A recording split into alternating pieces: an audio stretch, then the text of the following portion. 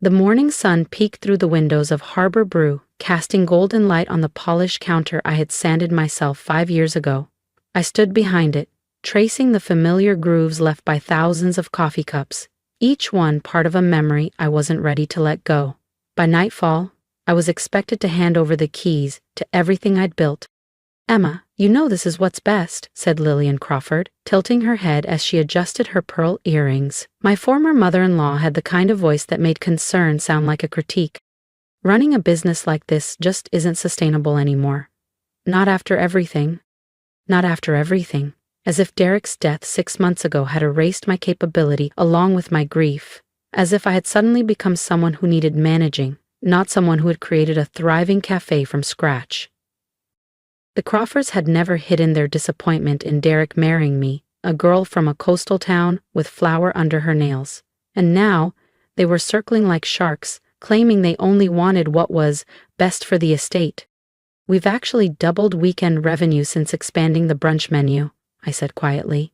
"People are traveling from all over the Cape to try our new espresso blend." Lillian exchanged a tight smile with her husband Charles, who was inspecting our wall of local photography like it belonged in a flea market. "Emma, the profits you're impressed by won't survive the rising property taxes in this district," he replied smoothly. But they didn't know the real numbers. They had no clue that Derek and I had paid off the building in full last summer. We kept that, and a lot more, out of reach, because we knew exactly how far the Crawfords would go if they ever smelled leverage. But now Derek was gone. He died suddenly, a stroke at 37. And in the silence he left behind, his parents had pushed their way in. "The paperwork's ready," Charles announced, snapping his leather folder shut. "Jonathan Green from the trust office will arrive by 3 p.m. to finalize everything." Their lawyer, the one who'd somehow unearthed a decades-old clause in Derek's family trust that gave them partial claim. I didn't have the money, or the strength, to fight them in court. "I should keep packing," I said, turning so they wouldn't see me cry. Back in the supply room, Derek's apron still hung from the hook. The custom brewing system he bought me for my 30th birthday gleamed softly in the dark. "Don't worry about clearing all this," Lillian called out. "We'll send someone. You should start looking for other opportunities." The way Lillian said it made her intentions clear. She had a specific role in mind.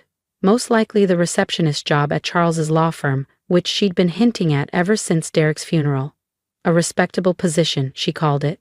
I waited until they were gone before letting the tears fall. I slid to the floor behind the counter, clutching the worn leather notebook Derek and I used to sketch out our dream. Tucked between brunch recipes and cost breakdowns was a letter from the Harbor Development Office, dated just 2 weeks before Derek passed. "Dear Mr. and Mrs. Crawford," it began. The letter confirmed what Derek had hoped. Our cafe sat directly on the future site of the city's seaside redevelopment plan, an ambitious initiative to transform the Marina District into a modern hub of upscale retail and dining. Derek had been ecstatic when we first caught wind of the plans. We attended late-night city meetings and whispered to each other over coffee, scribbling notes and circling possibilities. Developers had already sent quiet offers to buy us out, well above market price. But Derek didn't want to sell. We didn't want to sell. We had bigger dreams. I reached deeper into the notebook and pulled out a second set of papers, blueprints for a new version of Harbor Brew, one that extended into the vacant building next door, already purchased discreetly by Derek through a shell company to avoid attention. A 2-story cafe with rooftop seating, live jazz on weekends, and floor-to-ceiling windows overlooking what would become the pedestrian plaza. A knock startled me. Through the glass front door, I saw David Moreno, our longtime regular and a local real estate attorney, waiting patiently. "I heard about the sale," he said as I let him in. "Emma, you can't just give this up." "I don't have a choice," I said quietly, words worn down from repetition. "The trust. It's complicated." "There's always a choice," David replied, opening a thick folder from his leather briefcase. "I've been reviewing the property records. What the Crawfords are doing, it's legally shaky. If you'll let me help." "I can't afford it," I cut in, voice flat. "They drained me dry before I even had a chance to fight." David paused. His gaze softened. He had known Derek, knew our story, and he could tell there was more. "There's something you're not telling me," he said gently. I looked up at the cafe's wall clock, 10:45 a.m. The sale would finalize in just over an hour. Part of me wanted to hand it all over to David, the secrets, the hopes, the plan Derek and I protected. But another part of me, the one who'd been quietly preparing for this moment, stayed steady. "Just promise me one thing," I said, pulling an envelope from under the counter. "Deliver this to Lillian and Charles exactly 2 months from today," I told David, handing him the sealed envelope. He frowned as he took it. "Emma, what are you—" "Promise me," I cut in gently. "Not before, not after, 2 months to the day." Still unsure, he tucked the envelope into the inside pocket of his jacket. "At least let me look over the sale contract before you sign anything." "It's already done," I replied, not unkindly. "The terms are locked in. Just trust me, David." After he left, I spent the remaining hour walking through Harbor Brew one last time. I let my fingers trail across the countertops, the menu chalkboard, the old cash register Derek had restored for our anniversary. In the corner, our antique espresso machine gleamed under the light. We'd bought it secondhand and spent months bringing it back to life. The wall of photos showed smiling faces, regulars, tourists, birthday candles, proposals. In one frame, Derek knelt at the corner table, a ring inside a latte cup. My heart ached, but not from regret. At noon sharp, the bell above the front door rang. Mr. Green arrived, crisp suit and briefcase in hand, with Lillian and Charles flanking him like royalty inspecting a newly conquered land. "Shall we begin?" Mr. Green asked, laying out the documents across the largest table. I sat opposite them, clutching the leather notebook in my lap like armor. Lillian was already discussing their plans. Something about a luxury wine-tasting lounge with curated pairings and live-string quartets. They didn't ask if I was okay. They didn't mention Derek. They didn't even notice the quiet smile on my face. I signed the documents in silence, each signature a carefully measured move. Not surrender, but strategy. The keys landed on the table with a soft clink. "It's all yours," I said. "Emma," Lillian said, feigning tenderness, "I know this is hard, but you'll see. It's for the best." "This is really what everyone needs," Charles added, with rehearsed finality. I collected my bag and walked to the door. Before stepping out, I turned and said, "You're right about one thing. This is for the best." They didn't look up, didn't see the look in my eyes, didn't hear the truth behind my voice. In 2 months, they would. 2 weeks later, in my small apartment overlooking the harbor, I sat reviewing the documents Derek and I had gathered over years: zoning updates, environmental studies, traffic impact projections. Color-coded folders lined my desk, and maps blanketed the wall like a war board. My phone buzzed. "David, they've started renovations. Lillian's supervising personally." David's text made me smile. I could just picture her, in designer heels, nitpicking over grout colors and layout options, completely unaware of what lay buried beneath Harbor Brew. The geological surveys Derek and I had commissioned 2 years ago confirmed it. Our property sat directly on the only stable access point for the massive underground parking structure at the heart of the city's seaside redevelopment plan. Without that access, the entire multi-million-dollar project would be delayed, or worse, redesigned at tremendous cost. A knock on my apartment door pulled me out of my thoughts. It was Maya, my former head barista, and one of the few people I still trusted. She held up her phone, face tight with restrained anger. "You need to see this." On her screen was Lillian Crawford's latest social media post, a carefully staged photo in front of Harbor Brew, the sign already torn down. The caption, "Big changes ahead. The Crawford Wine Lounge will bring elegance and culture to this long-overlooked neighborhood." "Long overlooked?" I muttered.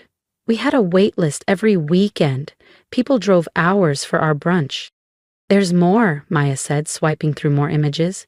"They're tearing everything out, even the original hardwood floors Derek restored." That name still struck like lightning. He would have been furious. But he also would have been grinning at what was about to unfold. "Have they found it yet?" I asked. Maya shook her head. "Not yet, but they ran into issues trying to move the espresso bar. Apparently it's anchored deep, like really deep." Of course it was. Derek designed it that way.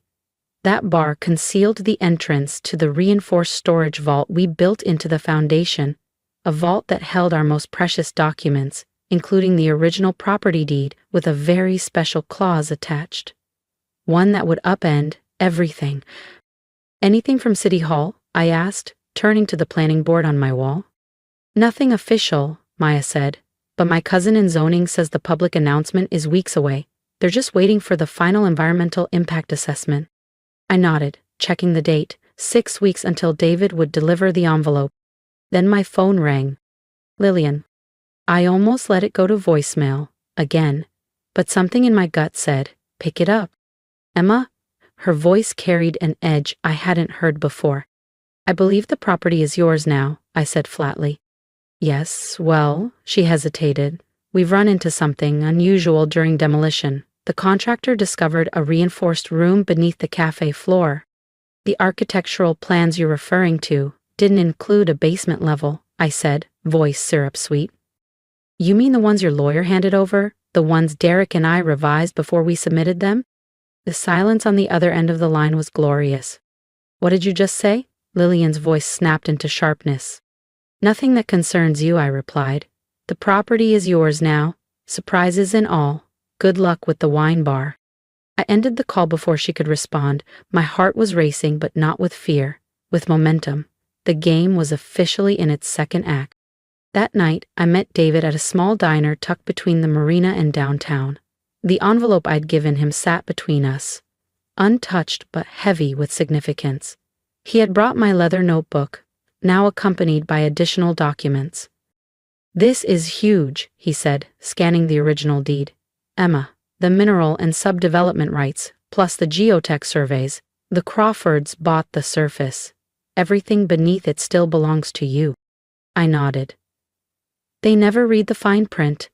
Derek made sure they never would. David looked stunned. This was all his idea? Mostly. We knew his parents would never stop trying to control him, or us. This was his way of staying ahead of them. He knew what they were capable of. My mind flashed back to the day Derek told them he was leaving the family firm to open a cafe with me. Charles's face, twisted with disgust. Lillian's weeping theatrics.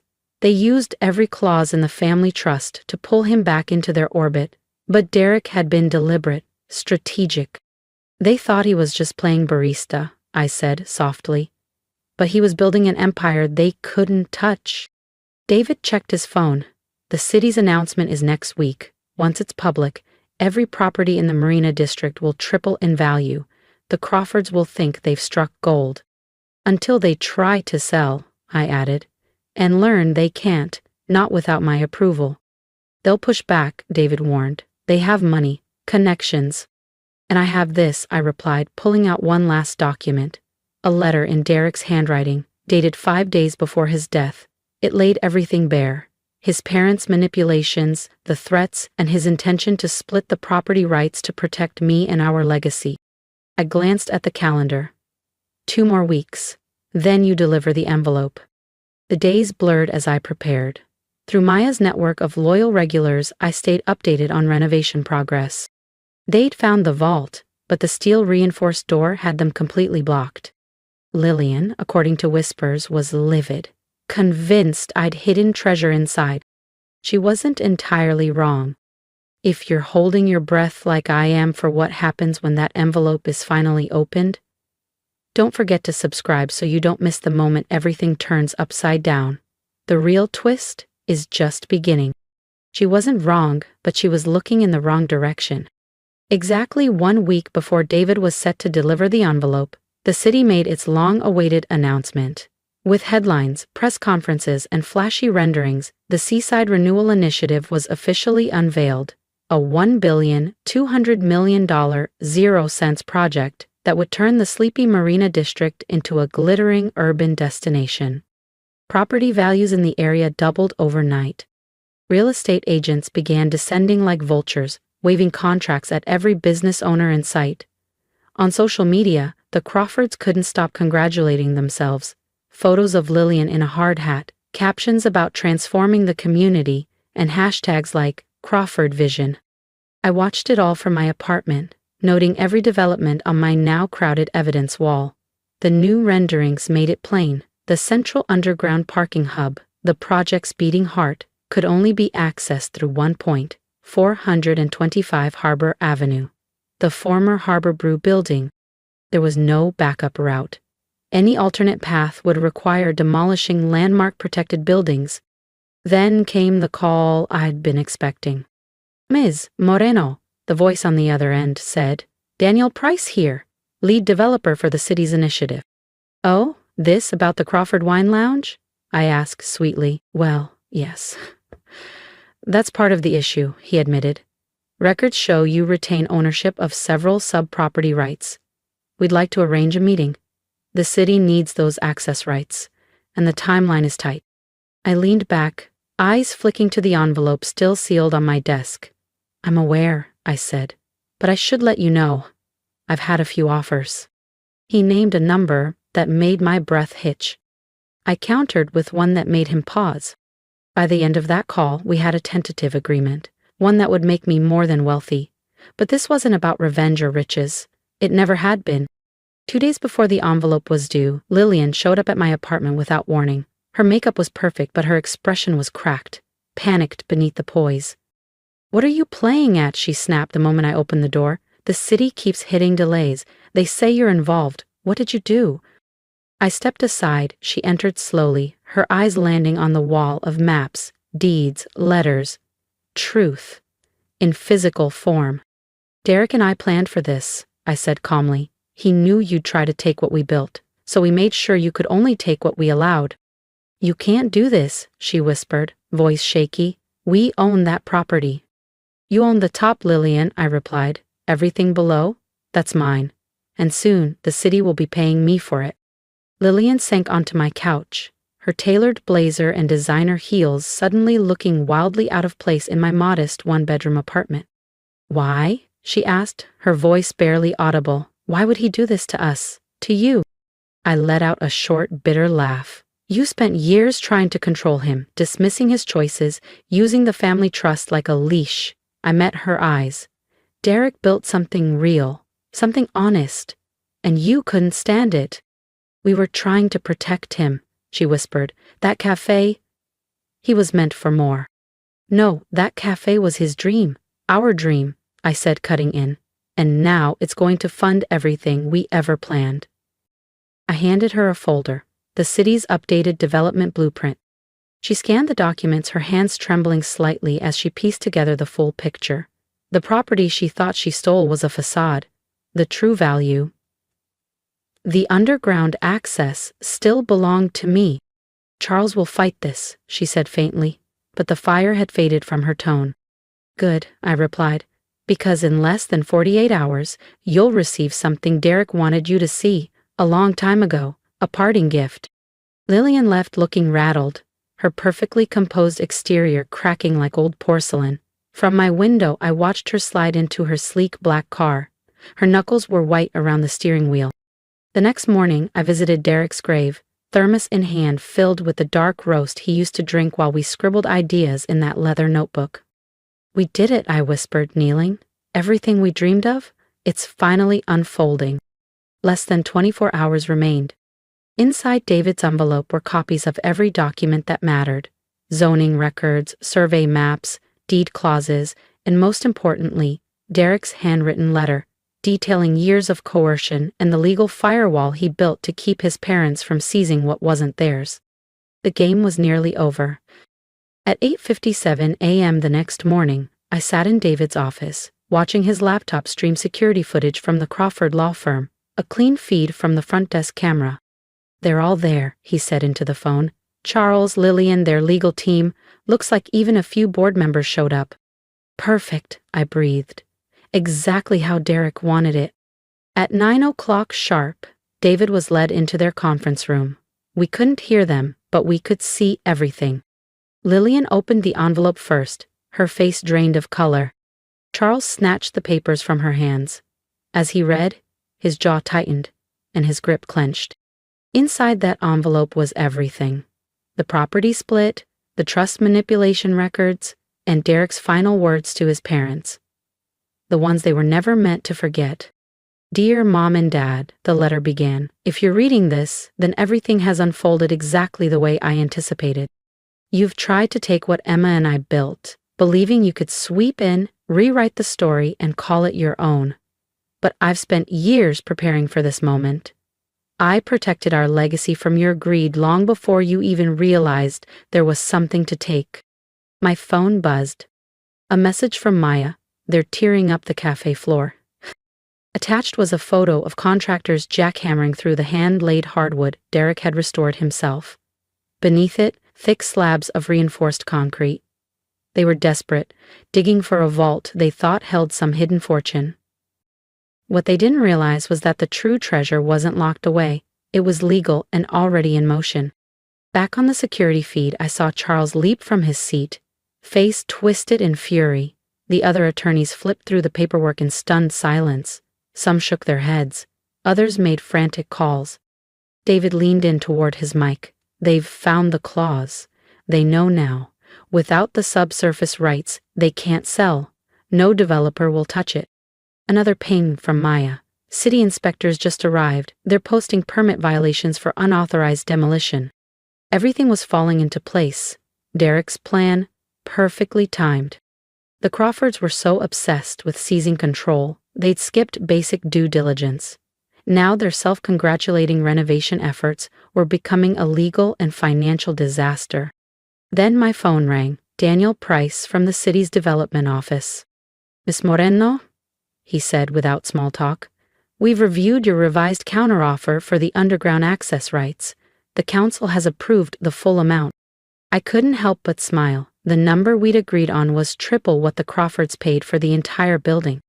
When would you like to finalize paperwork? I asked. That's actually why I'm calling, he replied. Their lawyers reached out. They're accusing you of fraud. They claim the subsurface rights weren't properly disclosed in the sale. Page 18, I said calmly. Section 4, Clause C. It spelled out clearly. They signed for surface rights only. It's in black and white. On the feed, I saw Charles storm out of the room, barking into his phone. Seconds later, my phone lit up again. His number. You planned this, he growled. You and Derek set us up. No, Charles, I said evenly. You set yourselves up. You were so sure you could bulldoze your way through. You didn't even bother to read the terms. We'll fight this, he spat. We have influence, resources. So do I said, not missing a beat. Thanks to you, actually, I said. The money you paid for the surface rights?